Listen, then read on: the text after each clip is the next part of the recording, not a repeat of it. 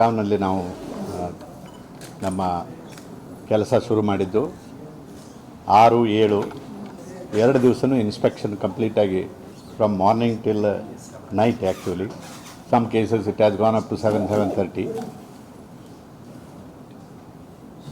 ಕೆಲವು ಆಫೀಸ್ಗಳನ್ನು ಸೆಲೆಕ್ಟ್ ಮಾಡ್ಕೊಂಡಿದ್ದೀವಿ. ನಮಗೆ ಕೆಲವು ಕಂಪ್ಲೇಂಟ್ಸ್ ಬಂದಿತ್ತು, ಕೆಲವು ಸುಮೋಟೋ ಕಂಪ್ಲೇಂಟ್ಸ್ಗಳನ್ನು ರಿಜಿಸ್ಟರ್ ಮಾಡಿದ್ದೀವಿ. ಮತ್ತು ಇಲ್ಲಿ ಬಂದ ನಂತರೂ ಕೆಲವು ಕಂಪ್ಲೇಂಟ್ಸ್ಗಳು ಬಂದು ಆ ಬೇಸಿಸ್ ಮೇಲೆ ಆಫೀಸ್ಗಳನ್ನು ಇನ್ಸ್ಪೆಕ್ಷನ್ ಮಾಡಿದ್ವಿ. You can call it inspection by giving prior intimation, or you can call it in some cases surprise inspection. ಯಾಕಂದರೆ ನಾವು ಬರೋದೇ ಗೊತ್ತಿತ್ತು, ನಾವಿಲ್ಲಿ ಟ್ರೈನಿಂಗ್ ಪ್ರೋಗ್ರಾಮ್ ಇಟ್ಕೊಂಡಿದ್ದೀವಿ, ಬರೋದು ಎಲ್ಲರಿಗೂ ಗೊತ್ತಿತ್ತು. ಸೊ ಹೀಗಾಗಿ ಕೆಲವು ಜನ ಎಚ್ಚರ ವಹಿಸಿದ್ದಾರೆ, ಕೆಲವೊಬ್ಬರು ತಮ್ಮ ಕೆಲಸಗಳನ್ನು ನಿಖರವಾಗಿ ಚೆನ್ನಾಗಿ ಮಾಡಿಕೊಂಡಿದ್ದಾರೆ ಅಂತ ಭಾವಿಸೋಣ. ಆದರೆ ಹಲವಾರು ವಿಷಯಗಳಲ್ಲಿ ಒಂದೇ ದಿನದಲ್ಲಿ ಎಲ್ಲ ಸ್ವಚ್ಛ ಆಗೋಕ್ಕಾಗೋದು.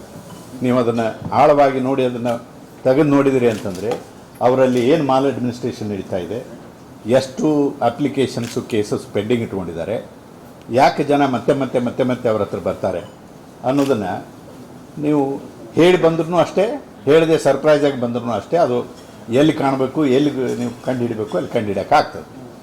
ಆ ರೀತಿ ಹಲವಾರು ವಿಷಯಗಳನ್ನು ನಾವು ಕಂಡು ಹಿಡಿದ್ವಿ. ಈಗ ನಾವು ಈ ಜಿಲ್ಲೆಯಲ್ಲಿ ಎಲ್ಲೆಲ್ಲಿ ನಾವು ಇದು ಮಾಡಿದ್ದೀವಿ ಅಂತಂದರೆ, ಬೆಳಗಾವದಲ್ಲಿ ಫಸ್ಟಿಗೆ ನಾವು ಬೆಳಗಾವಿ ಫೋಕಸ್ ಮಾಡಿದ್ವಿ. ಮೊನ್ನೆ 6th ಬೆಳಗಾವನ್ನು ಫೋಕಸ್ ಮಾಡಿದ್ವಿ. 7th ಪಾರ್ಟ್ಲಿ ಬೆಳಗಾವಿ ಫೋಕಸ್ ಮಾಡಿದ್ದೀವಿ. ತಾಲೂಕುಗಳಿಗೆ ಹೋದ್ವಿ.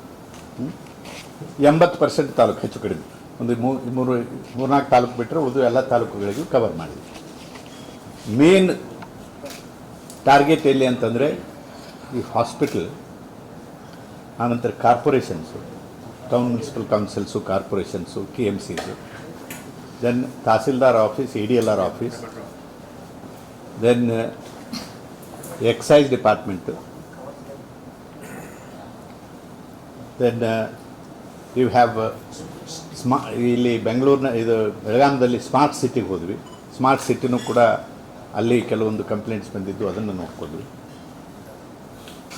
ಸೊ ಹೀಗೆ ಪಬ್ಲಿಕ್, ಆನಂತರ ಈ ಮೆಡಿಕಲ್ ಸ್ಟೋರ್ಸ್, ಈ ಸ್ಟೋರ್ ಹೌಸ್ ಥರ ಮಾಡಿದ್ದಾರೆ ಗೋಕಾಕ್ನಲ್ಲಿ. ಅದು 5 ತಾಲೂಕುಗಳಿಗೆ ಅಲ್ಲಿಂದ ಮೆಡಿಸಿನ್ ಪ್ರೊಕ್ಯೂರ್ಮೆಂಟ್ ಆಗ್ತದೆ. ಸೊ ಅಲ್ಲಿ ಎಕ್ಸ್ಪೈರ್ಡ್ ಡ್ರಗ್ಸ್ ತುಂಬ ಇಟ್ಟಿದ್ದರು, ಅದನ್ನು ನೋಡಿದ್ವಿ. ಅಲ್ಲೊಂದು 1.5-2 ತಾಸು ಕಳೆದ್ವಿ. ಸೊ ಹೀಗೆ ರಸ್ತೆಗಳನ್ನು ನೋಡಿದ್ವಿ, ಎಲ್ಲ ನೋಡಿದ್ವಿ ಅಂತ ಅಂದ್ಕೊಳ್ರಿ. ಸಬ್ ರಿಜಿಸ್ಟ್ರಾರ್ ಆಫೀಸಿನಲ್ಲಿ ಕಂಡು ಬಂದದ್ದನ್ನು ಮತ್ತು ಸ್ವಲ್ಪ ಅಗಾಧವಾದದ್ದು, ಸ್ವಲ್ಪ ಪೇನ್ಫುಲ್ ಆದದ್ದನ್ನು, ಕೆಲವು ವಿಷಯಗಳನ್ನು ಮಾತ್ರ ಹಂಚ್ಕೊಳ್ತೇನೆ. ಯಾಕಂದರೆ ಟೈಮ್ ಶಾರ್ಟ್ ಇರೋದರಿಂದ ನಾನು ಮುಂದೆ ಹೋಗಬೇಕಾಗಿದೆ.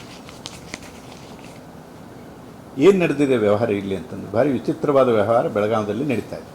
ಅದು ಯಾಕೋ ನೀವು ಕಂಡು ಹಿಡಬೇಕು. ಒಂದು ಸ್ವಲ್ಪ ಆಸ್ತಿ ನಂದು ಅಂತ ಒಬ್ಬನು ಬರ್ತಾನೆ, ಬಂದು ಫೇಕ್ ಡಾಕ್ಯುಮೆಂಟ್ಸ್ ಕ್ರಿಯೇಟ್ ಮಾಡಿ ಬೇರೆಯವನ ಆಸ್ತಿನ ರಿಜಿಸ್ಟರ್ ಮಾಡಿ ಮಾರಾಟ ಮಾಡ್ತಾನೆ. ಅವನಿಗೆ ಗೊತ್ತಿಲ್ಲ, ಅವನಿಗೆ ಸಂಬಂಧ ಇಲ್ಲ, ಗೊತ್ತಿಲ್ಲ, ರಿಯಲ್ ಓನರಿಗೆ ಅದು ಏನೂ ಗೊತ್ತಿಲ್ಲ. ಬಟ್ ಆಸ್ತಿ ಹ್ಯಾಂಡ್ಸ್ ಚೇಂಜ್ ಆಗ್ತದೆ, RTCಯಲ್ಲಿ ರೆಕಾರ್ಡ್ಸ್ ಚೇಂಜ್ ಆಗ್ತದೆ. ಆನಂತರ ಅವನಿಗೆ ಗೊತ್ತಾಗ್ತದೆ. ಗೊತ್ತಾಗಿ ಹೋಗಿ ನೋಡಿ ಕೇಳಿದರೆ ಅವನು ಯಾವನೋ ಒಬ್ಬನು ಬಂದು ದಾಖಲೆಗಳನ್ನು ಕೊಟ್ಟು ಇವನ ಹೆಸರು ಹೇಳಿ ರಿಜಿಸ್ಟರ್ ಮಾಡ್ತಾರೆ. ಇಂಥವು 3 ಪ್ರಕರಣಗಳು ನಮಗೆ ಬಯಲಿಗೆ ಬಂದಿಲ್ಲ. ಸೊ ಇದರ ಅರ್ಥ ಏನು ಅಂದರೆ, ಇಲ್ಲಿ ಯಾರ ಆಸ್ತಿನ ಯಾವನು ಬೇಕಾದರೂ ದರೋಡೆ ಮಾಡಿ ತೊಗೊಂಡು ಹೋಗ್ಬಿಡ್ಬೋದು ಅಂತ. ಇದು ಹಗಲು ದರೋಡೆ ಇದ್ದಂಗೆ. ಇದು ಕಾನೂನು ಪ್ರಕಾರ ದರೋಡೆ ಮಾಡೋದು. ಇದನ್ನು ರಿಜಿಸ್ಟರ್ ಮಾಡೇ ಕೊಟ್ಬಿಡೋದು ಯಾರ್ದಾರ ಆಸ್ತಿನ. ಮತ್ತೊಬ್ಬರು ಮತ್ತು ಅವನ ಕೇಸಿನಲ್ಲಿ ಏನೇನಾಗಿದೆ, ತೊಗೊಂಡು ಮತ್ತೊಬ್ಬರಿಗೆ ಮಾರಿಬಿಟ್ಟಿದ್ದಾನೆ. ಸೊ ಪಾಪ ಅವನು ಬಂದು ಕಣ್ಣೀರು ಹಾಕ್ತಾ ಇದ್ದಾನೆ. ಇದು ನಡೀತಾ ಇರೋದು ಒಂದು ಸ್ವಲ್ಪ ಆರ್ಗನೈಸ್ಡ್ ಆಗಿ ನಡೀತಾ ಇದೆ ಅಂತ ನಮ್ಮ ಗಮನಕ್ಕೆ ಬಂದಿದೆ. ಕೆಲವು ಜನ ಬೇಕು ಅಂತ ಸಿಲೆಕ್ಟ್ ಮಾಡ್ತಾರೆ. ಯಾರೊಬ್ಬರು ವಯಸ್ಸಾದವರು, ಅವರಿಗೆ ಅವ್ರ ಮಕ್ಕಳು ಮನೆಯಲ್ಲಿ ಕಲ್ತವ್ರು ಯಾರೂ ಇರೋದಿಲ್ವೋ ಅಂಥವ್ರನ್ನ ಹಿಡ್ಕೊಂಡು ಟಾರ್ಗೆಟ್ ಮಾಡಿ ಅವನ ಹೆಸರಲ್ಲೇ ಒಂದು ಫೇಕ್ ಆಧಾರ್ ಕಾರ್ಡು, ಫೇಕ್ ಐಡೆಂಟಿಟಿನೂ ಕ್ರಿಯೇಟ್ ಮಾಡಿಕೊಂಡು ಸಬ್ ರಿಜಿಸ್ಟ್ರಾರ್ಗಳಿಗೆ ಮೆನಿ ಟೈಮ್ಸ್ ಅವ್ರನ್ನೂ ಕೂಡ ಕೊಲಿವುಡ್ ಆಗಿ, ಅವ್ರ ಜೊತೆ ಕೊಲಿವುಡ್ ಆಗಿ ಇದನ್ನು ಮಾಡ್ತಾ ಇದ್ದಾರೆ ಅನ್ನುವಂಥದ್ದು ನಮಗೆ ಗೊತ್ತಾಗಿದೆ. ಇದು ಭಾಳಷ್ಟು ಪೇನ್ಫುಲ್ ಸಂಗತಿ. ಇದನ್ನು ನಾವು ಭಾಳ ಸೀರಿಯಸ್ ಆಗಿ ತೊಗೊಂಡಿದ್ದೀವಿ. ಈ ಕೇಸನ್ನು ರಿಜಿಸ್ಟರ್ ಮಾಡಿದ್ದೀವಿ. ಅದನ್ನೊಂದು ತಾರ್ಕಿಕ ಹಂತಕ್ಕೆ ಮುಟ್ಟಿಸ್ತೀವಿ. ಏನಪ್ಪ ಹಾಗಾಗಿದೆ. ಸೊ ಅದನ್ನು ನೀವು ಗಮನಕ್ಕೆ ತರಬೇಕು. ನಮಗೆ ಬಂದದ್ದು ಮೂರು ಬಂದಿದೆ. ಈಗ ನೀವು ಹೆಚ್ಚೆಚ್ಚಿಗೆ ಏನಾದರೂ ವಿಷಯ ನಮ್ಮ ಗಮನಕ್ಕೆ ತರಬೇಕಿತ್ತು ಅಂತಂದರೆ you can just write to us in this connection, ಆಯಿತಾ? ಅಥವಾ ಹೆಸರಿಗೆ ಹಾಕಿ ನೀವು ನಿಮ್ಮ ಹೆಸರು ಬರದೇ ಇದ್ರೂ ಪರವಾಗಿಲ್ಲ. ಸಾಕ್ಷಿ ಏನು ಸಾಕ್ಷಿ ಇರ್ತದೆ? ನೀವೇನು ಸಾಕ್ಷಿ ಹೇಳೋಕ್ಕಾಗ್ತದೆ? ವಿಷಯಗಳನ್ನು ಹೇಳ್ತೀರಿ, ಸಾಕ್ಷಿಗಳು ಅಲ್ಲಿರ್ತಾರೆ, ಅವರು ಸಹಿ ಮಾಡಿದವರು ಬೇರೆ, ಸಾಕ್ಷಿ ಹಾಕಿ ನೀವಂತೂ ಅದಕ್ಕೆ ಇರೋದಿಲ್ಲ. ನೀವು ಅಷ್ಟೇ ಗಮನಕ್ಕೆ ತಂದಿದ್ದೀರಿ, ಯಾಕಂದರೆ ನೀವು ನಿಮ್ಮ ವಿಷಯ ನಿಮ್ಮ ಗಮನಕ್ಕೆ ಬಂದಿದೆ, ನಮ್ಮ ಗಮನಕ್ಕೆ ತರ್ತಾರೆ. ಇಂಥವು ಕೇಸ್ ಆಗಿದೆ. ಇನ್ನು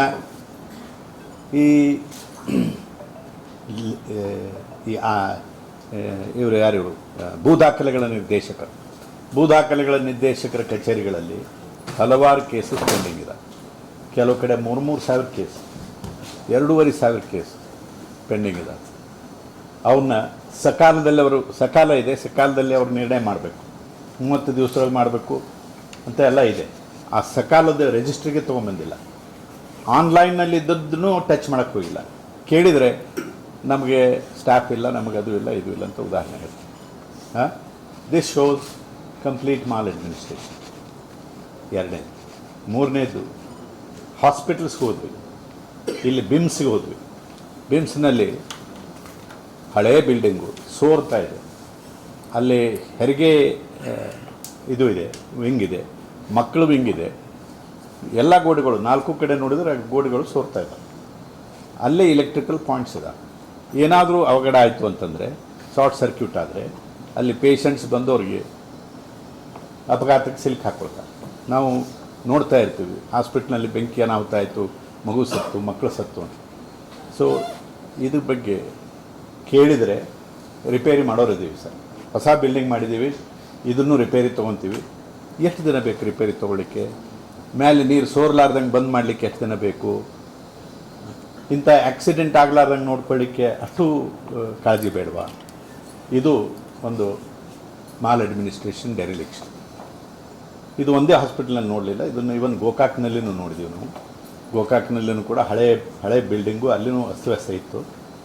ಬಟ್ ಗೋಕಾಕ್ನಲ್ಲಿ ಇನ್ನೊಂದು ಪೇನ್ಫುಲ್ ಥಿಂಗ್ ಏನಾಯಿತು ಅಂದರೆ, ಅದು ಹೇಳ್ತೀನಲ್ಲ, ವೇರ್ ಹೌಸ್ ಇಲ್ಲಿ ಇದೆ. ಅಲ್ಲಿ ಮೆಡಿಸಿನ್ ಇಡುವಂಥ ವೇರ್ ಹೌಸ್ ಇದೆ. ಅಲ್ಲಿಂದ 5 ತಾಲೂಕುಗಳಿಗೆ ಅಥವಾ 5-6 ತಾಲೂಕುಗಳಿಗೆ ಮೆಡಿಸಿನ್ ಸಪ್ಲೈ ಆಯಿತು. ಆ ತಾಲೂಕುಗಳಲ್ಲಿರುವಂಥ ಪ್ರೈಮರಿ ಹೆಲ್ತ್ ಸೆಂಟರ್ಸು, ತಾಲೂಕಾ ಲೆವೆಲ್ನಲ್ಲಿ ಮತ್ತು ಹಳ್ಳಿಗಳ ಲೆವೆಲ್ನಲ್ಲಿರುವಂಥ ಹೆಲ್ತ್ ಸೆಂಟರ್ಸ್ಗಳಿಂದ ಪ್ರೊಕ್ಯೂರ್ ಮಾಡ್ತಾರೆ. ಅವರು ಆರ್ಡರ್ ಕೊಡ್ತಾರೆ, ಇವ್ರಿಗೆ ತಗೊಂಬಂದು ಇಲ್ಲಿ ಸ್ಟೋರ್ ಮಾಡ್ತಾರೆ, ಇವ್ರು ಹಂತ ಹಂತವಾಗಿ ಅದನ್ನು ಕಳಿಸ್ಕೊಡ್ತಾರೆ. 97 ಲಕ್ಷದ ಮೆಡಿಸಿನ್ ಎಕ್ಸ್ಪೈರ್ ಆಗಿದೆ. 97 ಲಕ್ಷ ವ್ಯಾಲ್ಯೂದ ಮೆಡಿಸಿನ್ನು ಎಕ್ಸ್ಪೈರ್ ಆದ ಮೆಡಿಸಿನ್ ಇತ್ತು. ರೆಕಾರ್ಡ್ ತೆಗೆದು ನೋಡಿ. ಈ ಬರೀ ಜಾನ್ವರಿಯಿಂದ ಇಲ್ಲಿ ತನಕ 6 ಲಕ್ಷ ರೂಪಾಯಿದ ಮೆಡಿಸಿನ್ನು ವೇಸ್ಟ್. ಯಾಕೆಂದರೆ ಅದು ಎಕ್ಸ್ಪೈರ್ ಆಗಿ ಹೋಗಿದೆ, ಉಪಯೋಗಿಸಿಲ್ಲ, ರಿಟರ್ನ್ ಮಾಡೋಕ್ಕೆ ಹೋಗಿಲ್ಲ. ಅವ್ರು ಕೇಳಲಿಲ್ಲ, ಇವ್ರು ಕೊಡಲಿಲ್ಲ, ಅಥವಾ ಅವ್ರು ಕೇಳಿದ್ರು ಇವ್ರು ಕೊಡಲಿಲ್ವೋ. ಸೊ ಜನರ ದುಡ್ಡು ಈ ರೀತಿಯಿಂದ ಪೋಲಾಗಲಿಕ್ಕೆ ಬಿಡಬೇಕಾ? ಇದು ಡೆರಿಲಿಕ್ಷನ್ ಅಲ್ವಾ? ಇದು ಮಾಲ್ ಅಡ್ಮಿನಿಸ್ಟ್ರೇಷನ್ ಅಲ್ವಾ ಅನ್ನುವಂಥದ್ದು. We have registered the case, will proceed against. ಇದು ಸ್ಟೇಟ್ ವೈಡ್ ಈ ವಿಷಯನ ನಾವು will take it up, we will deal with it very effective. Because we have already registered case with regard to Bellary deaths, and we have made surprise visit of that corporation medical, ಈ ಔಷಧಿ ಇಡುವಂಥ wing ಇದೆ ಅಲ್ಲಲ್ಲ, KMSCL, ಅವುಗಳನ್ನು ಅಲ್ಲಿ ಮಾಡುವಾಗೂ ಕೂಡ ಇದು ನಮ್ಮ ಗಮನಕ್ಕೆ ಬಂದಿದೆ. ಪ್ರೊಕ್ಯೂರ್ಮೆಂಟ್ ಮಾಡುವಾಗನೇ ಅವಕ್ಕೆ 50% ಅದರ ಏಜ್ ಹೋಗಿಬಿಟ್ಟಿರ್ತದೆ. ಇನ್ನು 50% ಏಜ್ನಲ್ಲಿ ಅದು ವೇರ್ ಹೌಸ್ಗೆ ಹೋಗಿ, ವೇರ್ ಹೌಸ್ನಿಂದ ಪರ್ಟಿಕ್ಯುಲರ್ ಹಾಸ್ಪಿಟ್ಲಿಗೆ ಹೋಗಿ, ಹಾಸ್ಪಿಟ್ಲ್ನಲ್ಲಿ ಅವ್ರು ಯೂಸ್ ಮಾಡಿ ಅದು ಮಾಡುವಷ್ಟರಲ್ಲಿ ಎಷ್ಟು ವೇಸ್ಟೇಜ್ ಆಗಿ ಹೋಗ್ತದೋ, ಎಷ್ಟು ಎಕ್ಸ್ಪೈರ್ ಆಗ್ತದೋ, ಈ ಥರದ್ದು ಇದನ್ನು ತಪ್ಪಿಸಬೇಕು. ಈ ಮಾಲ್ ಅಡ್ಮಿನಿಸ್ಟ್ರೇಷನ್ ದೂರ ಮಾಡಬೇಕು. ಇನ್ನು ಕಾರ್ಪೊರೇಷನ್ನಲ್ಲಿ, ಆನಂತರ ಸ್ಮಾರ್ಟ್ ಸಿಟಿ ಇದರಲ್ಲಿ ಹಲವಾರು ಕಂಪ್ಲೇಂಟ್ಸ್ ಬಂದಿದ್ದಾವೆ. ಪ್ರೈಮಾ ಫೇಸಿಯಾಗಿ ನಮಗೆ ಕೆಲವು ದೋಷಗಳು ಕಂಡು ಬಂದಿದ್ದಾವೆ. ನಾವು ಅದನ್ನು ಇನ್ವೆಸ್ಟಿಗೇಷನ್ ಮಾಡಬೇಕು. ಇನ್ವೆಸ್ಟಿಗೇಷನ್ ಮಾಡಬೇಕು. ಕೇಸ್ ರಿಜಿಸ್ಟರ್ ಮಾಡ್ಕೊಂಡಿದ್ದೀವಿ, ಇನ್ವೆಸ್ಟಿಗೇಷನ್ ಮಾಡಿ. ಇನ್ನು ಎಕ್ಸೈಸ್ ಡಿಪಾರ್ಟ್ಮೆಂಟ್ನಲ್ಲಿ ನಮ್ಮವ್ರು ಹೋದರು, ಅಲ್ಲಿ ಮೇಲಾಧಿಕಾರಿಗಳು ಒಬ್ಬರೂ ಇರಲಿಲ್ಲ. ಕೆಲವು ಜನ ರಜೆ ಹಾಕಿದ್ರು, ಕೆಲವು ಜನ ಎಲ್ಲ ಹೋಗಿದ್ರಂತೆ. ಸೊ ಸರಿಯಾದ ಕೆಲಸ ಕಾರ್ಯ ಅಲ್ಲಿ ನಡೀತಾ ಇಲ್ಲ ಅನ್ನುವಂಥದ್ದು ನಮಗೆ ಪ್ರೈಮಾ ಫೇಸಿಗೆ ಕಂಡು ಬಂತು. ಅದರ ಬಗ್ಗೆನೂ ಕೇಸ್ ರಿಜಿಸ್ಟರ್ ಮಾಡೀವಿ. We are going ahead. City ಕಾರ್ಪೊರೇಷನ್ನಲ್ಲಂತೂ ಈಗಿರುವಂಥ ಕಮಿಷನರ್ ಹೇಳಿದರು, ಅವ್ರು ಬಂದ ನಂತರ ಸಾವಿರಾರು ಕೇಸ್ಗಳಲ್ಲಿ ಅಪ್ಲಿಕೇಶನ್ಸನ್ನು ನಾನು ಡಿಸ್ಪೋಸ್ ಮಾಡಿದ್ದೀನಿ. ರಾತ್ರಿ 11 ಗಂಟೆ ತನಕ ಕೆಲಸ ಮಾಡಿಸಿದ್ದೀನಿ. ಮೊದಲು ಪೆಂಡಿಂಗ್ ಇದ್ದದ್ದು ಹೊತ್ತು ನಿಂತಿದೆ. ಸೊ ಆನಂತರ ಕೆಲವು ಕ್ಲರ್ಕ್ಸು, ಕೆಲವು ಇವರು ಇದು ನಂದಲ್ಲ ಅಂತ ನೆವ ಹೇಳ್ತಾ ಇರೋರನ್ನ ಕಂಡು ಹಿಡಿದಿದ್ದೀವಿ. ಅವ್ರ ಮೇಲೆ ವೈಯಕ್ತಿಕವಾಗಿಯೂ ಕೇಸ್ ಹಾಕ್ತೀವಿ. ಹಾಕಿ ಯಾವ್ಯಾವ ಎಷ್ಟು ಅಪ್ಲಿಕೇಶನ್ಸ್ ಪೆಂಡಿಂಗ್ ಇದೆ ಅಂತ ಅವ್ರ ಕಡೆಯಿಂದನೇ ಟ್ಯಾಬ್ಯುಲರ್ ಫಾರ್ಮ್ನಲ್ಲಿ ಮಟೀರಿಯಲ್ ತೊಗೊಳ್ತೀವಿ. ಒಂದು ಟಾರ್ಗೆಟ್ ಕೊಟ್ಟು ಅದನ್ನು ಡಿಸ್ಪೋಸಲ್ಗೆ 2 ರೀತಿಯಿಂದ ನಮ್ಮ actions. 1 for getting the grievances redress, 2 taking action against the guilty. ಬರೀ ಆ್ಯಕ್ಷನ್ ತೊಗೊಂಡ್ರೆ ಸಾಲದು. ಯಾರಿಗೋ 4 ಮಂದಿಗೆ ಆ್ಯಕ್ಷನ್ ತೊಗೊಂಡು ಕೂಡಲೇ ಜನರಿಗೆ ಅನುಕೂಲ ಆಗಲಿಲ್ಲ ಅದರಿಂದ. ಬಟ್ ಆ ಪೆಂಡಿಂಗ್ ಕೇಸಸ್ಸನ್ನು ಡಿಸ್ಪೋಸಲ್ ಆಗಬೇಕು. ಇಲ್ಲದೇ ಇದ್ದರೆ ಅಕೌಂಟಬಿಲಿಟಿ ಫಿಕ್ಸ್ ಮಾಡಬೇಕು. ಅದನ್ನು ಮಾಡ್ತೀವಿ. ಇವೆರಡನ್ನೂ ನಾವು ಸೈಮಲ್ಟೇನಿಯಸ್ಲಿ ಮಾಡ್ತೀವಿ. ಸೊ ಅದಕ್ಕೇ ನಿನ್ನೆ ನೀವು ಬಂದಿದ್ರೋ ಇಲ್ಲೋ ಗೊತ್ತಿಲ್ಲ, ಇಲ್ಲಿ ಫಸ್ಟ್